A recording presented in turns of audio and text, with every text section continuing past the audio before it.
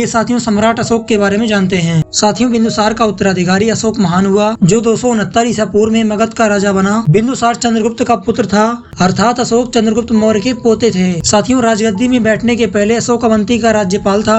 मास्की एवं गुर्जरा अभिलेख में अशोक का नाम अशोक ही मिला है। वहीं दूसरी ओर पुराणों में अशोक को अशोक वर्धन कहा गया है। साथियों अशोक ने राजा बनने के 8 वर्ष बाद लगभग 261 ईसा पूर्व में कलिंग पर आक्रमण कर कलिंग की राजधानी तोसली पर अधिकार कर लिया। प्लिनी के अनुसार मिस्र के राजा फिलाडेल्फस टॉलमी द्वितीय ने पाटलिपुत्र में अशोक के दरबार में डियानीसियस नामक राजदूत भेजा था। उपगुप्त नाम के बौद्ध भिक्षुक ने अशोक को बौद्ध धर्म की दीक्षा दी। वहीं साथियों आजीवक संप्रदाय की स्थापना मक्खाले गोसाल ने की थी। अशोक ने एक उपासक के रूप में अपने राज्याभिषेक के 10वें वर्ष बोध गया की, 12वें वर्ष निगाली सागर की एवं 20वें वर्ष लुम्बिनी की यात्रा की। अशोक ने आजीविकों के रहने के लिए बराबर की पहाड़ियों में 4 गुफाओं का निर्माण करवाया, जिनमें क्रमशः कर्क, चौपार, सुदामा तथा विश्व झोपड़ी शामिल हैं। साथियों अशोक के पौत्र दशरथ ने आजीविकों को नागार्जुन गुफा प्रदान की थी। साथियों अशोक ने बौद्ध धर्म के प्रचार के लिए अपने पुत्र महेंद्र एवं पुत्री संघमित्रा को श्रीलंका भेजा। भारत में सर्वप्रथम शिलालेख का आरंभ अशोक ने किया। अशोक के शिलालेखों में ब्राह्मी, खरोष्टी, ग्रीक एवं अरमाइक लिपि का प्रयोग किया गया है। खरोष्टी लिपि दाईं से बाईं ओर लिखी जाती थी।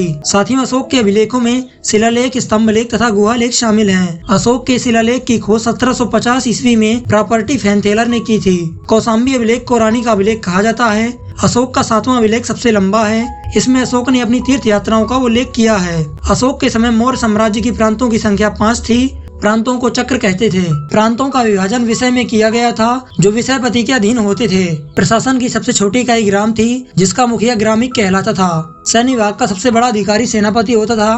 प्लिनी के अनुसार चंद्रगुप्त की सेना में 6 लाख पैदल सिपाही, 30,000 घुड़सवार और 9,000 हाथी थे। मेगास्थनीज के अनुसार मौर्य सेना का रखरखाव 5 सदस्य वाली 6 समितियां करती थीं। साथियों सैन्य समिति के कार्यों में जल सेना की व्यवस्था, यातायात एवं रसद की व्यवस्था, पैदल सेना की देखरेख, घुड़सवारों की देखरेख, राज सेना की देखरेख तथा रथ सेना का रखरखाव शामिल है। सरकारी भूमि को सीता भूमि कहा जाता था। मेगास्थनीज ने भारतीय समाज को 7 वर्गों में बांटा है, जिनमें दार्शनिक, किसान, अहीर, कारीगर, सैनिक, निरीक्षक एवं सभासद शामिल हैं। नंद वंश को समाप्त करने में चंद्रगुप्त ने कश्मीर के राजा पर्वतक से सहायता ली थी।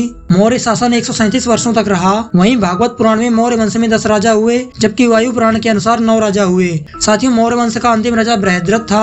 इसकी हत्या इसके सेनापति पुष्यमित्र शुंग ने 185 बीसी में कर दी और मगध पर शुंग वंश की स्थापना की। वहीं साथियों अशोक राम विहार पाटलिपुत्र में स्थित है। साथियों यहाँ तक अशोक के बारे में सभी महत्वपूर्ण जानकारी समाप्त होती है। साथियों यदि आप भी अपने जीवन में समय की इम्पोर्टेंस को समझना चाहते हैं, तो आपको टाइम मैनेजमेंट नामक पुस्तक पढ़नी चाहिए। यह पुस्तक हिंदी भाषा में है। इसके लेखक डॉक्टर सुधीर दीक्षित हैं। साथियों इस पुस्तक का मार्केट प्राइस 299 रुपीज है, लेकिन अगर आप हमारे चैनल को सब्सक्राइब करके इस पुस्तक को भी ऑर्डर करते हैं तो आपको मिलेगा 194 रुपीज का डिस्काउंट, जिससे यह पुस्तक आपको सिर्फ 105 रुपए में पड़ेगी। आशा करता हूँ आपको जानकारी पसंद आई होगी, तो वीडियो को लाइक और शेयर करें। मिलते हैं आपको नेक्स्ट वीडियो में, तब तक के लिए जय हिंद, जय भारत।